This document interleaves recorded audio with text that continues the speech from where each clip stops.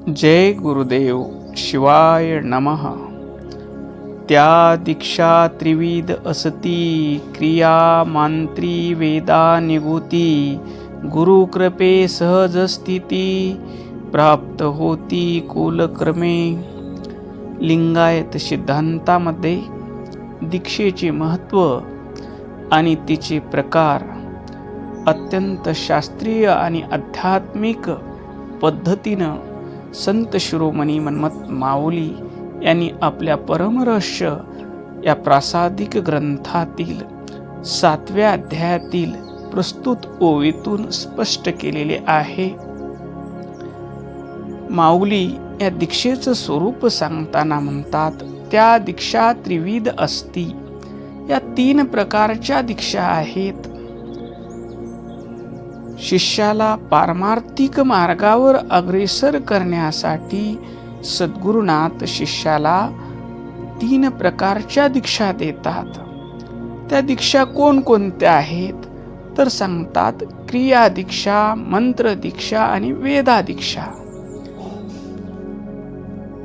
क्रिया दीक्षा म्हणजे सद्गुरुनाथ शिष्याला इष्टलिंग पूजेचा अधिकार प्रदान करतात. वयाच्या 8व्या वर्षी शिष्याला इष्टलिंग प्रदान करतात, इष्टलिंग पूजा शिकवतात, गळ्यात इष्टलिंग धारण करायला सांगतात आणि सदाचाराचं आचरण करायला सांगतात.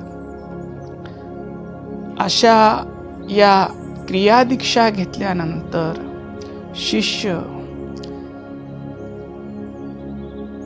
कुणालाही बोलताना भान ठेवतो की माझ्या गळ्यामध्ये इष्टलिंग आहे.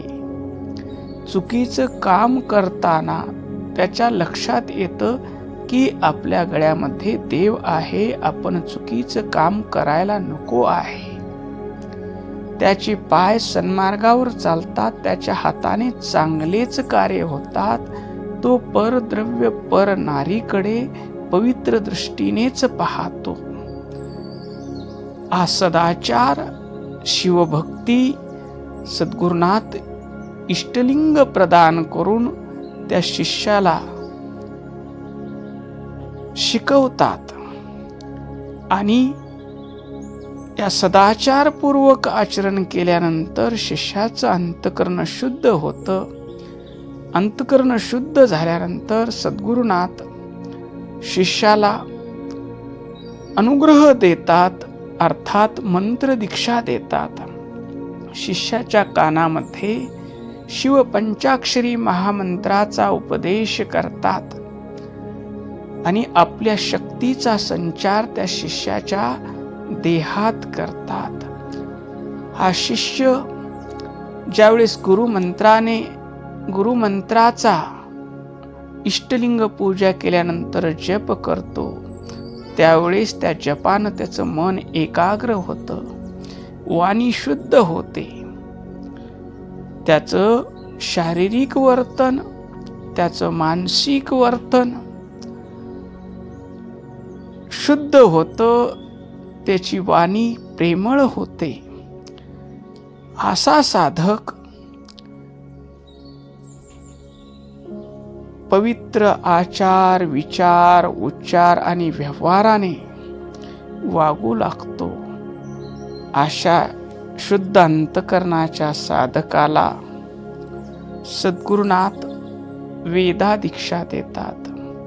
ही सर्वात उच्च कोटीची व आध्यात्मिक दीक्षा आहे, ज्यामध्ये शुद्ध अंतकरणाच्या शिष्याकडं केवळ गुरुनी कृपादृष्टी टाकली की त्याच्या अज्ञानाचा नाश होतो, त्याचा देहात्म भाव निघून जातो आणि त्याला आत्मभावाची प्राप्ती होते. काही शिष्याचा अधिकार पाहून सद्गुरुनाथ मस्तकावर हात ठेवतात आणि हस्तमस्तक संयोगानं त्या शिष्याला या वेदा दीक्षाद्वारे आत्मस्वरूपाच्या ज्ञानाची प्राप्ती होते. केवळ स्पर्शाने, कृपादृष्टीने शिष्याचं अज्ञान नाहीस करून थेट त्याला परब्रह्म स्वरूपाचा अनुभव करून देतात. ही अत्यंत निगुती म्हणजे गुप्त व रहस्यमय अशी आंतरिक क्रिया आहे. पुढं म्हणतात गुरु कृपे सहज स्थिती. या दीक्षाचं रहस्य आणि आत्म्याची परम अवस्था ही केवळ सद्गुरूच्या कृपेनेच प्राप्त होते. कोणतीही दीक्षा केवळ पुस्तकी ज्ञानाने किंवा बाह्य विधीने फलद्रुप्त होत नाही. जोपर्यंत समर्थ सद्गुरूकडून इष्टलिंग दीक्षा मिळत नाही तोपर्यंत त्याचे आचार विचार शुद्ध होत नाहीत. आचार विचार शुद्ध झाल्याशिवाय त्याला मंत्र दीक्षा दिल्यानंतर त्याच्या मनाचं चंचलत्व कमी होतं, मन शांत होतं, अंतकरण शुद्ध होतं.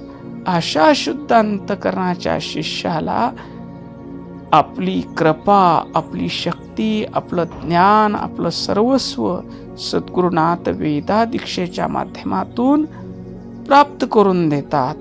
प्राप्त होती कुलक्रमे ही पवित्र परंपरा, ही गुरु परंपरेचं ज्ञान पुढे चालत आलेलं आहे. या लिंगायत धर्मामध्ये दीक्षेची परंपरा पिढ्यानुपिढ्या गुरु शिष्य परंपरेच्या माध्यमातून अविरतपणे चालत आलेली आहे. गुरु परंपरेचा वारसा लाभलेल्या शुद्ध अंतकरण असलेल्या शिष्याला या दीक्षा प्राप्त होतात आणि या दीक्षेच्या माध्यमातून त्याला लिंग अंग सामरस्याची प्राप्ती होते. असं या ओवीतून माऊली आपला भाव प्रकट करतात. ओम शांती शांती शांती.